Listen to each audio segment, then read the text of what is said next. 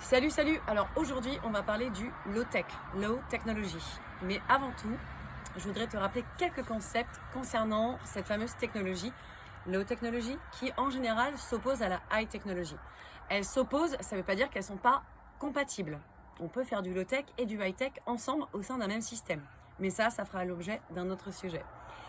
Alors, pour te rappeler un petit peu, le low technology, qu'est-ce que c'est? Sur la définition basique de Wikipédia, américaine ou française, eh bien, il s'agit de l'ensemble des techniques simples, pratiques, économiques et populaires. Ensuite, le low technology, c'est le fait d'avoir aussi des techniques qui sont capables d'être réparables, locales, le plus possible, de favoriser l'emploi, de faire de la conception artisanale plutôt que d'utiliser la conception industrielle. C'est aussi un concept qui, on va dire, favorise la prosommation. Ça vient de prosumer. La prosommation, c'est le fait de préférer consommer auprès des producteurs. Donc dans mon cas, ça s'applique bien sûr. C'est aussi, la low technology, c'est le fait d'utiliser des matériaux qui sont recyclés tant dans leur conception que dans leur changement de direction. Par exemple, chez moi, la fosse septique qui a été vidée, eh bien, est utilisée pour faire le bac à poissons ou le bac où il y a de l'urine. Enfin bref, tout ce que tu veux, t'as compris quoi. Ensuite, alors, je continue avec mon petit papier. Le low-tech, c'est aussi un concept humaniste, c'est-à-dire qui est favorable au do-it-yourself. Do-it-yourself, ça veut dire fais-le toi-même.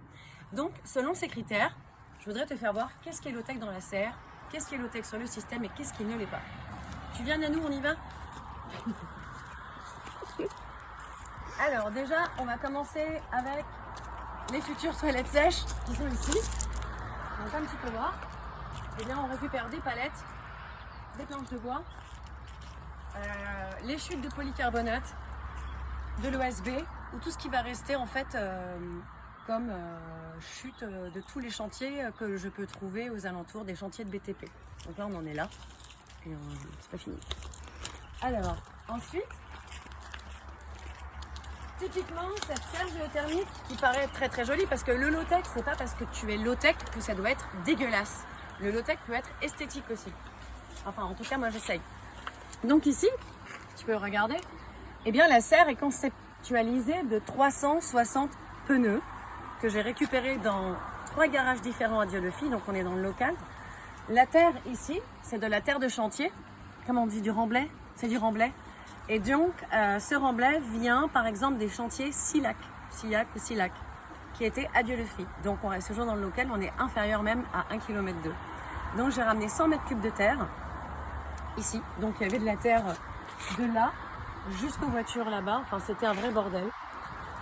Et donc, eh bien, voilà, ça, c'est les premiers matériaux low-tech. Ensuite, toutes les pierres que tu vois, eh bien, c'est ce qu'on a trouvé dans le remblai. Donc, on a aussi trié les 100 mètres cubes de terre pour extraire les cailloux et faire un mur de pierre. On s'est vachement marré au mois de janvier.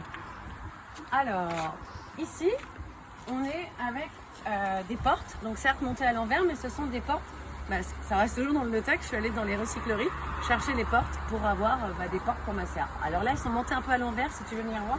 Le bas est en haut et le haut est en bas, parce que tout bêtement, il fallait, vu que les administrations ne t'autorisent pas à faire des bâtiments plus hauts que 2 mètres, gna gna gna gna, eh bien, il fallait donc que la serre reste à une certaine hauteur au niveau du fêtage pour rester dans la réglementation du permis de construire.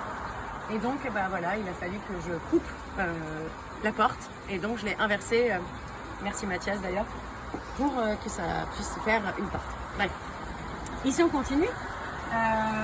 Tout ce que tu vois ici, le bardage, le pare-pluie, tout ce matériel, eh bien, ça vient des 10% et des 20% des matériaux qu'achètent les boîtes de BTP entre eux. Donc, une boîte de BTP, en général, il faut savoir que lorsqu'elle a un client, elle va de manière automatique prendre 10% de matériaux en plus à 20%, par précaution. Et donc, qu'est-ce qu'ils font après qu'ils ont conceptualisé la maison pour le client? Eh bien, ils jettent tout ça dans des recycleries ou juste à la poubelle. Alors, bien souvent, ils n'ont pas le temps d'aller à la recyclerie, gna gna gna, donc ils jettent ça. Donc moi, je suis allée faire les poubelles pour récupérer du matos. Et il y a une boîte de BTP qui s'appelle Bâti Eco, qui est à Dieulefit, avec laquelle j'ai collaboré, qui a très généreusement donné tout le matériel qui partait à la poubelle, c'est-à-dire le bardage, l'OSB, le pare-pluie. C'est eux qui ont fait aussi l'enduit Kershaw, chaud ocre, enfin la couleur c'est les ocres dans le sillon. Derrière il y a de la paille, donc il y avait de la paille de l'année dernière qui restait là, et du grillage de poule. Donc voilà, recyclage. Ça aussi c'est fait à base de planches, de morceaux de bois, de morceaux d'OSB. Alors comme je t'ai expliqué, ici c'est une fosse septique qu'on a semi-enterrée qui s'est transformée donc en bassin. Ça c'est du grillage parce que il faut toujours une sécurité et puis avec le restant de mastic et donc on évite de se faire mal. Mais ça permet de faire des grilles de protection. Ça c'est pour que ça puisse tenir. Donc en fait l'idée c'est d'être complètement ingénieux et de pouvoir récupérer le maximum de matériel pour l'utiliser.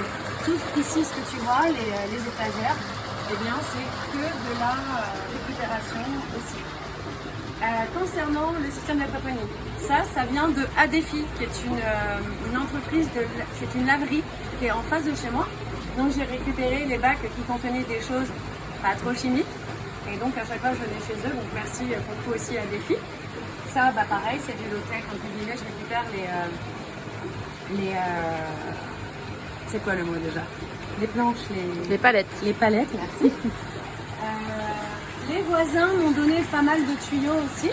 Alors j'ai des choses effectivement qui ne sont pas low-tech que j'ai dû acheter pour des raisons de conformité par rapport aux assurances. Je te rappelle qu'ici c'est une ferme laboratoire, que c'est donc une activité qui est déclarée en entreprise agricole, mais aussi en tant qu'association et association d'intérêt général, et au sein d'un GIE. Donc j'ai des obligations en termes d'assurance et de réglementation. Et c'est là qu'on peut se poser la question sur les limites du low-tech. Si on est entièrement low-tech, on est possible, c'est complètement possible, mais après on a des problèmes administratifs. Donc par exemple l'électricité. Et là oui, effectivement, c'est complètement neuf, parce qu'au niveau des assurances, ils ne veulent pas assurer si je fais moi-même un poste avec du matériel récupéré en recyclerie, il faut que tout soit aux normes, blablabla, trop chiant. Mais c'est comme ça. Ensuite, le polycarbonate. Donc le polycarbonate, c'est cette structure-là. Donc effectivement, là j'ai dépensé environ 3 700 €, c'est très cher, je te le cache pas, de polycarbonate. Mais en fait, l'intérêt, c'est que les assurances couvrent.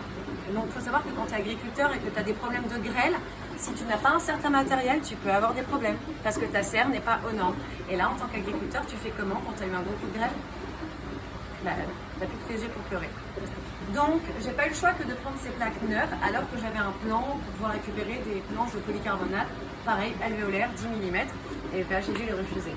Donc, ici, il y a les choses qui sont achetées aussi, c'est les gros tuyaux en 140 parce que très peu de gens utilisent les 140, et les connectiques. Les connectiques, c'est-à-dire tous les raccords, les vannes et ça. Et donc pour aller encore plus dans le low-tech, mais ça on en parlera plus tard, et bien comme tu sais, je me suis associée avec un Fab Lab. Là tu vas me dire, ah mais c'est de la high technologie. Mais moi je crois qu'on peut faire des choses hybrides. Donc il y a des choses en low-tech où il y a des limites parce que la réglementation ou tout simplement l'usage parfois qui est compliqué, surtout quand tu manipules un milieu bactérien ou dans l'agriculture telle qu'elle est là. Et donc, on s'est dit avec le Fab Lab, eh bien, on en a marre de voir du plastique, donc on est en train de créer, grâce aux imprimantes 3D, des moules qui vont permettre de créer, dans d'autres matériaux alternatifs issus de la terre, des pièces de raccord et des tuyaux. Mais la suite à venir. Donc voilà, j'espère que, on parle de la même chose. Le low technology, c'est un concept qui est assez vaste et qui touche plusieurs sphères dans sa définition. Sur ce, bonne journée. Merci Nanou.